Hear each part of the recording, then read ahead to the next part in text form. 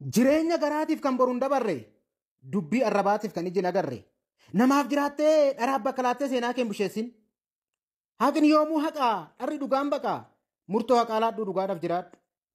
Hirriiba dhabuun koo ciisicha dadhabee quuqan cinaacha koo goggogsee na qabee ilkeessummii dharaa hiddee nama deesse tarkaanfii na dhoowwee duubatti na harkise hidhaa xaxamtootaa teeba abbaa garaa narraa kutii darbii na furiyaa baraa.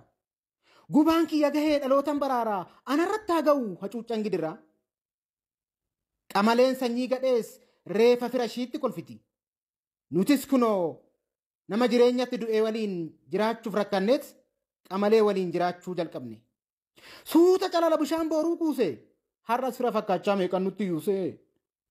Mee of qulqulleessi shira mataasi guute. Dhugaaf kan jiraannu garaadhaaf jiraachuuf hunda jalan kaannu.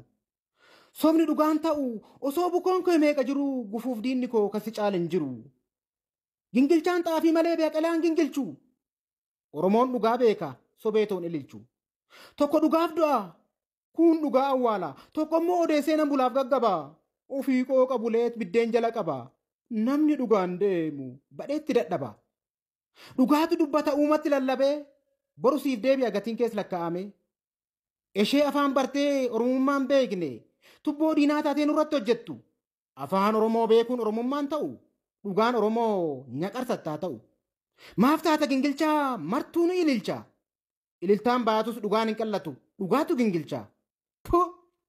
Tu jedhaana tufaa. Tufaa dhugaatu gingilcha.